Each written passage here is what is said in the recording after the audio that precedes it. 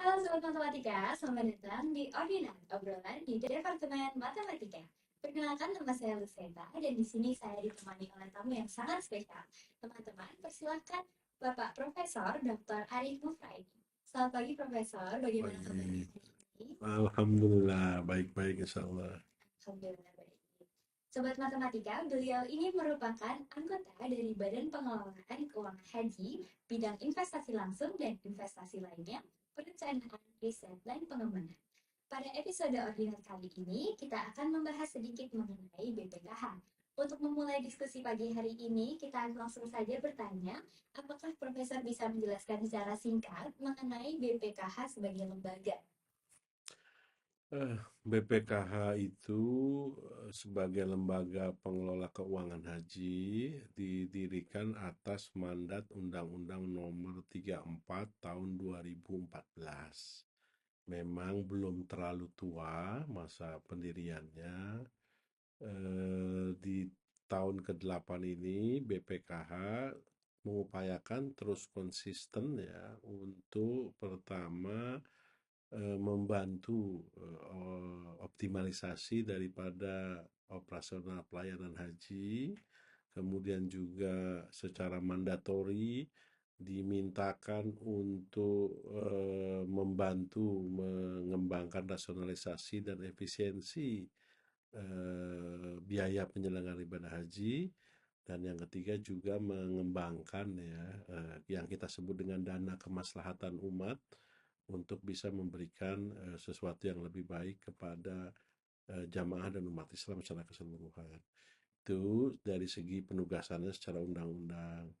BPKH mengelola dana haji diwajibkan untuk bisa menginvestasikan dana haji yang nanti nilai manfaatnya dikembalikan kembali kepada jamaah. Secara spesifik ya memang diwajibkan untuk portofolio yang bernuansa syariah. Kemudian kita juga harus dibangun dan dikembangkan organisasinya secara nirlaba. Kita juga harus mampu menghadirkan aktivitas secara keseluruhan dalam investasi untuk transparan dan akuntabel. Kira-kira itu penugasan khusus atau mandat dari adanya BPKH ya di dalam seluruh sistem pelayanan haji di negara kita. Seperti yang tadi sudah disebutkan ya, tugas pokok dan fungsi utamanya BPKH, mungkin sobat matematika yang menonton di rumah masih penasaran nih, bagaimana perbedaan peran antara BPKH dan Kementerian Agama dalam hal penyelenggaraan ibadah haji. Nah, bagus, pertanyaan yang menarik. Eh, Sebelumnya di Undang-Undang Nomor 8 memang untuk penyelenggara ibadah haji diberikan ya secara operasional, kita mengenal ada setidaknya 3 layanan dalam konteks memberikan layanan kepada jemaah haji. Pertama, layanan ibadah. Yang kedua, layanan operasional baik di dalam maupun luar negeri. Ya, tadi ibadah dengan bimbingannya gitu. Dan yang ketiga, layanan keuangan.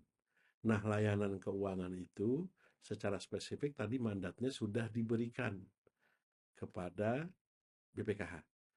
Di Kementerian Agama ada namanya Direktorat Jenderal Penyelenggaraan Ibadah Haji dan Umroh yang tugasnya mendeliver layanan berkaitan dengan secara umum ya bimbingan haji kepada jamaah dan juga operasional haji baik di dalam maupun luar negeri.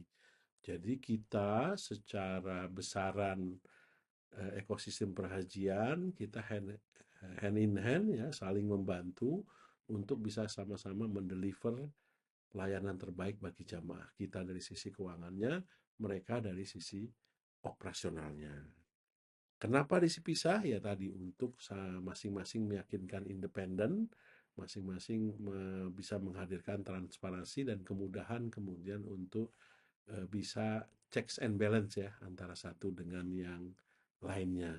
Nah, kira-kira itu yang menjadi tugas masing-masing, yang satu di-govern oleh Undang-Undang Nomor 8, kita oleh Undang-Undang Nomor 34. Apakah dengan fungsi yang berbeda itu kemudian calon jemaah haji dapat langsung melakukan pendaftaran melalui BPKH?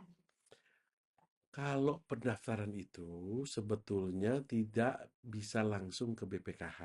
Itu adalah kewenangannya yang pertama dapat langsung ya, ke Menterian Agama, dalam hal ini kan Kakanwil Kandepak terus ke bawah, dan yang paling besar adalah ke BPS BPIH atau disebut Bank Penerima Setoran biaya penyelenggaraan ibadah haji, disingkat BPS BPIH.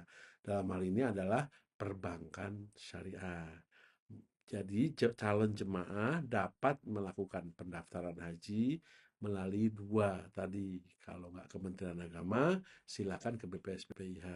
Yang mana mereka bertugas untuk menerima pendaftar meskipun nanti ya anggarannya atau dananya akan dikelola kemudian oleh BPKH. Begitu. Tadi kan sudah menjelaskan tentang fungsi-fungsinya, kemudian cara bekerjanya. Kalau secara spesifik, prinsip-prinsip dasar yang menjadi landasan operasional dari BPKH sendiri itu apa sih? Tadi ya, ada beberapa hal yang mungkin sudah saya spill sedikit. Kita harus mampu melakukan penempatan dan investasi BPKH sesuai dengan ketentuan syariah. Kita tidak dibenarkan untuk berinvestasi pada portofolio yang bebas gitu, enggak ya. Kita harus konsen terhadap hal tersebut gitu. Lalu kita secara organisasi berlaku nirlaba, jadi stakeholder utama kita hanya jemaah haji, seluruh keuntungannya semua diberikan untuk calon jemaah haji gitu. Kita tidak punya pemegang saham, kita tidak bisa, belum menerima pendanaan dari APBN, tapi kita masuk dalam rezim keuangan APBN karena tetap harus ada hadir negara dalam pengelolaan yang tentu diharapkan bisa lebih akuntabel dan transparan karena kita sudah punya mekanisme pengawasan, kita diawasi oleh BPK, dalam penyelenggaraan kita sudah 6 kali alhamdulillah mendapatkan wajar tanpa pengecualian ya alhamdulillah selama kita melakukan pengelolaan haji karena kita mengupayakan sesuatu yang bersifat transparan dan akuntabel tadi. Terima kasih Profesor. Sebagai penutupan nih dari diskusi menarik kita barusan, apa sih harapan Profesor terhadap keberlanjutan kerjasama antara BPKH dan Universitas Gadjah Mada ke depannya? Sekarang ini kita ada di dalam kembali masa transisi ya, perubahan Undang-Undang Nomor 34 dan juga Undang-Undang Nomor 8. Mungkin Mbaknya juga dengar di mana operasional haji sekarang sudah memunculkan satu lembaga baru yang disebut dengan lembaga apa namanya penyelenggara haji dan umroh atau disingkat BPH yang insya Allah akan menghandit over seluruh pekerjaan yang dilakukan oleh Direktorat Jenderal Penyelenggaraan Ibadah Haji dan Umroh. Konteksnya adalah di sini transformasi ya, kelembagaan ini merupakan bagian dari continuous improvement pemerintah untuk terus mengembangkan. Nah, karena posisi perubahan tersebut, kita juga tidak lepas ya, tidak lekan dari upaya untuk terus melakukan corrective action dan improvement. Jadi undang-undang kita nomor 34 juga sedang dilakukan perubahan. Kerjasama kita BPKH dengan fakultas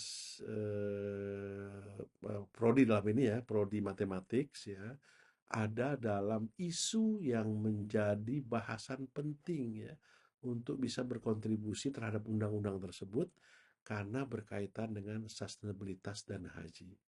Bagaimana kita mengelola dana haji lebih baik lagi dan bisa memberikan keberpihakan yang besar kepada jamaah,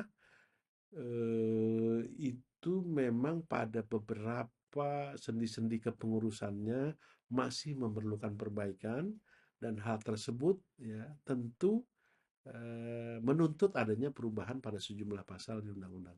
Nah, bagian tersebutlah yang diambil dan dibantu oleh teman-teman prodi matematik UGM untuk bisa menyiapkan ya kajian terkait dengan sustainability haji sehingga bisa mensupport atau bisa kita katakan hasilnya merupakan riset based policy buat BPKH, sehingga BPKH makin confidence ya untuk convince seluruh stakeholder pada sendi-sendi yang memang harus diperbaiki berdasarkan kajian akademik dari Prodi Matematik UGM. Kita aminkan bersama-sama untuk kelancaran kerja Baik, kita baik, ke depannya. baik. Oke. Baik teman-teman, sobat-sobat matematika, terima kasih sudah menonton podcast Ordinat pada kali ini. Saya juga berterima kasih kepada Bapak karena telah datang dan hadir Terima kasih. pada episode kali ini. Sobat matematika, semoga episode kali ini bermanfaat. Sampai jumpa lagi di Ordinat, obrolan di Departemen Matematika. Sampai jumpa di episode selanjutnya.